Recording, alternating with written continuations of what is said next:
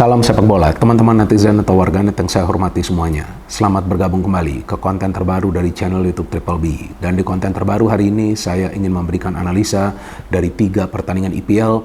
Yang pertama antara Brentford versus Liverpool yang berakhir untuk kemenangan Liverpool dengan skor telak 1-4. Yang kedua antara Burnley versus Arsenal yang berakhir untuk kemenangan Arsenal dengan skor telak 0-5. Artinya dalam 2 pertandingan terakhir Arsenal total mencetak 11 gol karena sebelumnya Arsenal menang di kandang West Ham dengan skor 0-6.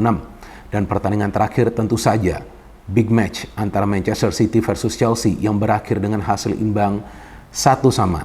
Dengan hasil akhir ini teman-teman berarti Chelsea untuk sementara masih berada di peringkat nomor 10. Nah aneh juga nih Chelsea mau menang, seri atau kalah mereka tetap tertahan di zona papan tengah. Tetapi jika Chelsea bermain seperti yang mereka tunjukkan di pertandingan dini hari tadi lawan City, maka bukan tidak mungkin segera mereka akan menembus zona papan atas. Bukan berarti mereka akan bisa masuk ke zona 4 besar, tapi paling tidak mereka bisa memperbaiki posisi mereka. Sedangkan Manchester City untuk sementara berada di peringkat nomor 3, Arsenal berada di peringkat nomor 2, sedangkan Liverpool seperti yang sama-sama kita pahami berada di posisi puncak dengan selisih 2 poin dari Arsenal. Kalau menurut hemat saya teman-teman, Manchester City gagal meraih kemenangan karena mereka tidak efektif di sepertiga lapangan bagian penyerangan dan tentunya karena mereka tidak bisa melakukan finishing dengan baik. Karena walaupun secara keseluruhan Manchester City itu bisa menciptakan total 31 percobaan ke gawang Chelsea, tapi sebetulnya dari segi peluang emas gak banyak. Dan sebetulnya gak masalah juga kalau peluang emasnya sedikit, tapi harus bisa melakukan konversi dengan baik. Dan seharusnya Haaland itu mencetak hat-trick. Entah mengapa, dia lagi off form. 2 kali mendapatkan peluang emas dengan kepalanya, dan 1 kali ketika dia syuting dengan kaki kirinya. Sedangkan Arsenal dan Liverpool bisa meraih kemenangan yang telak karena kemampuan dari para pemain mereka untuk melakukan finishing. Pertama-tama saya ingin membahas pertandingan antara Brentford versus Liverpool, kan lebih dulu ya pertandingan ini dimainkan ya.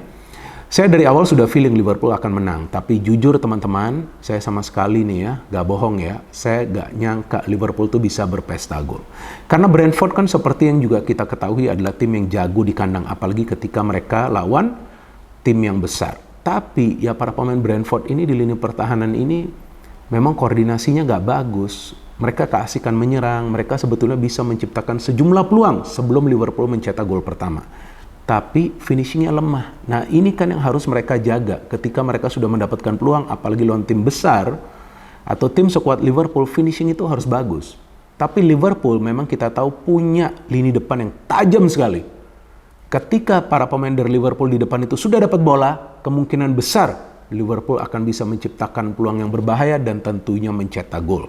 Padahal Liverpool kan nggak full tim untuk match ini, ya kan teman-teman? Alisson nggak bisa bermain, Trent nggak bisa bermain, tapi saya melihat Connor Bradley ini pemain yang bagus, pemain muda baru berusia 20 tahun, bagus sekali permainannya, bertahannya solid, menyerangnya juga bagus, mendapatkan 2 peluang emas di pertandingan ini, memberikan banyak sekali umpan kunci. Sedangkan di depan yang krusial bagi Liverpool adalah finishing. Dan bagusnya Nunes kali ini gak error. Ini gol yang gak gampang loh bagi Nunes, gol pertama kan. Dan saya melihat para pemain Liverpool ini pintar juga memanfaatkan counter. Dan ketika mereka bermain long ball, mereka sangat efektif. Karena di depan nih pergerakannya lincah banget. Diaz, Nunes, dan Jota kan yang bermain dari awal, mereka lincah banget. Tapi ya sayang juga bagi Liverpool ya, Nunes dan Jota cedera. Nah saya belum dapat kabar juga berapa lama mereka cedera. Ini juga tentu akan mengganggu lah Liverpool karena sekarang performa mereka lagi bagus. Tapi kabar baiknya Salah sudah kembali, ya kan? Maka itu Salah bisa mengubah permainan Liverpool kan di babak kedua itu, walaupun dia masuknya di babak pertama karena dia memberikan 1 assist dan mencetak 1 gol. So ketika Nunes sudah mencetak gol, saya sudah feeling Brentford sudah down.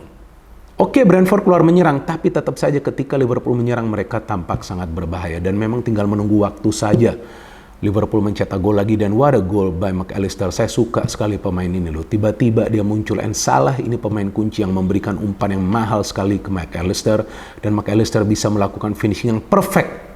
Ini kan jarang banget ya pemain tengah Liverpool ini bisa mencetak gol, tapi McAllister mainnya bagus sekali. Curtis Jones juga bagus, Endo also not bad. Udah 0-2. Nah justru saya melihat nih Brentford sekarang saatnya harus all out attack, tapi ya itu mereka sudah all out attack sering kehilangan bola juga di ruang pertahanan Liverpool. Counternya dari Liverpool tuh tajam banget. Dan para pemain Brentford tuh tampak jelas gak bisa mengantisipasi atau membaca pergerakan-pergerakan individu dari para pemain Liverpool, atau ketika para pemain Liverpool itu melakukan combination pass. Maka itu Salah bisa mencetak gol ketiga dengan begitu mudah, memanfaatkan skill individunya, dan ketika sudah 0-3 saya sudah yakin ini sudah habis pertandingan. Walaupun Brentford kemudian bisa mencetak gol kan, dari Iwan Toney kalau nggak salah, tapi kan ya golnya juga itu karena situasi rebound, para pemain Liverpool panik aja di lini pertahanan kan. Tapi saya sudah yakin ini udah pertandingan Liverpool. Dan terbukti Gakpo, pemain pengganti, bisa mencetak gol yang indah juga. Sama begitu juga tuh para pemain Brentford gak bisa mengantisipasi pergerakan individu para pemain Liverpool, pergerakan para pemain Liverpool tanpa bola. Jadi memang Klopp ini taktiknya simple. Dapat bola, cepat alirkan bola itu ke depan, karena Brentford memang di pertandingan semalam itu bermain attacking. Nah, ini sesuatu yang baru dari Brentford. Biasanya mereka bermain counter attack. So, wonderful win for Liverpool. Jelas terlihat lini tengah mereka solid, lini pertahanan bagus sekali. Ya kan, saya melihat dua fullback ini jarang keluar dari posisi mereka, dan di depan mereka tajam. Tapi nanti kita tunggu berapa lama cedera dari Nunes dan juga Jota, karena dua pemain ini juga permainannya sangat baik. Walaupun kita tahu Liverpool masih punya Salah dan juga Gakpo. Dan sekarang pertandingan kedua yang ingin saya bahas adalah antara Burnley versus Arsenal. Sudah pasti Arsenal yang akan menang, tapi saya juga gak nyangka bisa menang 0-5. Begitu bagus permainan dari Arsenal. Dan yang saya suka dari Arteta kali ini, dia kembali memasang Trossard, karena Trossard ini dalam dua pertandingan terakhir ya, sebelumnya lawan West Ham juga berkontribusi sangat besar. Karena Trossard, Arsenal dapat penalti, lawan West Ham sama juga di pertandingan ini, dan dikonversikan oleh Saka juga. Kemudian Trossard juga mencetak gol lawan West Ham, dan di pertandingan ini juga Trossard mencetak gol. So it means Trossard ini menjadi pemain yang penting. Oke, lawannya memang West Ham dan Burnley, tapi kan yang kita ingin melihat adalah konsistensi dari Arsenal dalam cara bermain dan juga dalam urusan mencetak gol. Karena Arsenal ini sebenarnya strikernya kan nggak ada yang tajam. Mana ada sih striker dari Arsenal yang bisa mencetak belasan apalagi sampai puluhan gol, ya kan? Jesus ini kan sebetulnya kan bukan striker murni, ya kan? Maka itu sekarang ya kita lihatlah dia juga jarang mendapatkan kesempatan. Mau dia fit pun belum tentu dia akan bermain. Dengan form dari Havertz dan Trossard yang lagi bagus, maka itu dalam 5 pertandingan terakhir Arsenal selalu menang. Nah, tinggal sekarang dijaga aja sih konsistensinya. Dan di belakangnya harus solid. Kiwior, Ben White, bagus ini dua fullback kan, padahal mereka juga bisa bermain di center back. Jadi kemampuan bertahan di dua sektor fullback ini juga sangat penting. Dan di tengah Declan Rice kan monster ya. Dan memang Arsenal ini ya udah paling enak kalau udah mencetak gol lebih cepat ya. Menit keempat atau 5 tuh Odegaard sudah mencetak gol. Lihat dong Martinelli, gak egois dia kasih umpan itu ke tengah. What a finish, saya suka sekali finishingnya ini. Dan kemudian kita lihat Trossard ya kalau nggak salah ya, yang saya agak lupa nih, jadi saya harus lihat lagi ya teman-teman dari jalannya pertandingan. Nah, Trossard kalau nggak salah yang dijatuhkan kan, nah betul Trossard. Nah, teman-teman lihat pergerakan Trossard dari second line. Nah, ini yang sangat penting bagi pemain yang bermain di tengah sebagai attacking midfielder. Walaupun Trossard dan Havertz ini selalu bertukaran posisi ya, kadang-kadang Trossard juga yang bermain di depan. Tapi pergerakan dia tanpa bola ini yang bagus. Ketika dia di foul, Saka dapat penalti, Arsenal dapat penalti, saya sudah yakin Saka akan mencetak gol, karena lagi bagus performa pemain muda ini. Bahkan dengan 2 gol yang dia cetak lawan Burnley ini, dia telah total mencetak 12 gol. Kalau musim lalu kan di Premier League saja dia mencetak 14 gol. Jadi Arsenal sekarang produktif, dan mereka punya the best defense now in Premier League. Bahkan clean sheet mereka ini tertinggi di antara Liverpool dan juga Manchester City. Ini kan bagus, ini sinyal yang positif ya. Kita tunggu saja nanti akhirnya seperti apa bagi Arsenal ya. Tapi gol ketiga ini dari Saka juga yang saya melihat dia mengandalkan skill individu. Jadi memang seperti juga para pemain Liverpool, para pemain Arsenal juga mengandalkan skill individu, and it's fine, nggak masalah, memang harus seperti itu. Bagus, cakep sekali golnya. Dan gol keempat dari Trossard, teamwork. Teamwork makes the magic work, walaupun menciptakan kepanikan juga ya di ruang pertahanan dari Burnley, dan finishing kaki kirinya cakep banget. Dan saya kemudian nggak menduga Havertz bisa mencetak gol. Kiwior memberikan passing dari throw in, cakep sekali pergerakan dari Havertz. Nah, kunci bagi Arsenal untuk pesta gol adalah finishing. Dan juga para pemain yang bermain kolektif. Dan juga yang saya suka dari Arteta, ketika Arsenal sudah unggul dengan skor 0-4, dia ganti pemain-pemain inti, ya kan? Semua pemain inti ini dia ganti, karena memang harus diistirahatkan. Ngapain lagi mau dimainin terus? Ya kan, sudah 0-4 nih udah safe, udah gak mungkin lagi Burnley balik. Dan Burnley ini adalah tim yang overrated. Saya ingat ketika mereka promosi, dibilang, wah ini tim hebat, dilatih oleh mantan pemain dari City, Company, lihat aja hancur kan mainnya kan. Gak bisa memberikan perlawanan sama sekali. Jadi memang mereka kalah telak karena mereka gak bisa counter press para pemain Arsenal. Dan tampaknya para pemain Burnley menikmati permainan dengan menonton para pemain Arsenal bermain bola. Mereka cuma menciptakan 2 peluang yang berbahaya, itu pun ya kalau saya lihat melenceng lah peluangnya. nggak banyak mengganggu David Raya juga. Padahal David Raya ini ya kita tahulah bukan penjaga gawang yang performanya konsisten kalau mendapatkan banyak percobaan ya dari para pemain tim lawan. So it's a good win for Arsenal dengan skor 0-5. Ya tinggal kita berharap mereka bisa konsisten. Dan sekarang pertandingan ketiga yang juga pertandingan yang sangat penting tentunya, karena setelah Liverpool menang, kemudian Arsenal menang, mungkin banyak yang menduga City akan menang, termasuk saya kira udah nih City akan menang kan. Jadi memang akan ada Liverpool, Arsenal, dan City yang terlibat nih dalam persaingan menjadi juara. Dan memang walaupun City ditahan imbang, tetaplah mereka punya peluang ya. Apalagi mereka kan punya satu pertandingan di tangan, kalau nggak salah lawan Brentford nanti ya. Kemungkinan juga mereka akan bisa menang. Jadi saya kira City akan menang. Tapi Chelsea taktiknya saya suka sekali kali ini dari Pochettino. Main bertahan rapat, padat di tengah, jangan kasih ruang bagi para pemain City, paksa mereka untuk main direct pass, dan itu yang dilakukan oleh para pemain City karena mereka harus cepat menyuplai bola ke depan. But the problem is Haaland cannot finish the chances. Baru saja 11 menit tuh kalau nggak salah dia udah dapat peluang, dia nggak bisa finishing, kan sayang.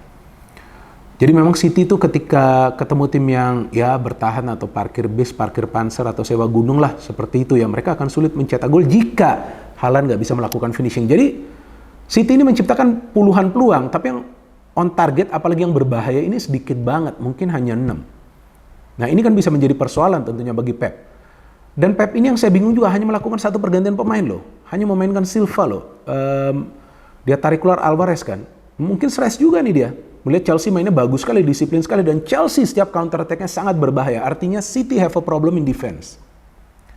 Jadi Chelsea menunjukkan kepada tim-tim lain, jika kalian bisa bermain rapat di pertahanan, pada di tengah dan main counter yang bagus, kalian akan bisa menyulitkan City. Dan juga tentu punya peluang untuk meraih kemenangan. Chelsea seharusnya menang. Sayang kan Rodri kemudian mencetak gol. Bukan saya membela Chelsea, tapi memang permainan Chelsea kali ini bagus, harus diakuin dalam cara bertahan, dalam memilih taktik. City juga gak salah mainnya, tapi ya finishing mereka memang kali ini gak bagus. Beberapa kali tuh counter dari Chelsea sangat berbahaya kan, dan akhirnya mereka bisa mencetak gol juga dari counter. Bagus sekali umpan dari Jackson kepada Sterling gocek gol, cakep sekali, mantan pemain dari City. Saya happy, ya kan, kalau bisa City kalah, kan saya kan dukung Arsenal. Tapi ya inilah City, mana mau mereka nyerah, tapi seharusnya Haaland udah mencetak gol tuh yang menit ke-70-an ya. Yang dia flying header atau diving header tuh ya, sayang dia gak mencetak gol. Tapi sebelumnya juga seharusnya tuh Jackson bisa mencetak gol. Enzo ngapain ambil bola dari Jackson itu? Akhirnya shooting dari Enzo atau Jackson itu melayang kan, harusnya gak boleh rebutan. Tapi para pemain Chelsea switching play-nya ini cepat. Jadi saya melihat di defense ini bagus sekali, back four dari Chelsea ini bagus sekali. Mereka gak kasih ruang kepada para pemain City untuk bisa mendapatkan banyak waktu di dalam kotak penalti agar mereka bisa mengontrol bola. Jadi para pemain City mau tidak mau harus cepat shooting, harus cepat heading. Itu yang membuat mereka juga sulit melakukan finishing. Sebelum akhirnya Rodri bisa mencetak gol ketika ada kepanikan di ruang pertahanan dari Chelsea. Dan bisa saja City meraih kemenangan karena setelah itu pun mereka menciptakan sejumlah peluang. Tapi kalau menurut saya dari segi taktik, Chelsea unggul di pertandingan ini dan Chelsea menang banyak. Walaupun mereka hanya mendapatkan 1 poin karena mereka berhasil menahan juara bertahan di kandang juara bertahan dan mereka bermain rapi. So itu dia teman-teman analisa yang bisa saya berikan. Tentu akan semakin seru English Premier League musim ini karena ada 3 tim yang bersaing untuk menjadi juara. Ada Liverpool, ada Arsenal, dan juga City. Tentu sebagai fan dari Arsenal, saya berharap dan ingin Arsenal yang menjadi juara. Tapi saya tetap konsisten bahwa kemungkinan Manchester City yang akan menjadi juara. Mereka masih punya 1 pertandingan di tangan nanti lawan Brentford. Jika mereka menang, akan semakin tipis jaraknya dengan Liverpool. Tentu akan semakin seru nanti persaingannya. No hate, no politics, only football. Salam sepak bola.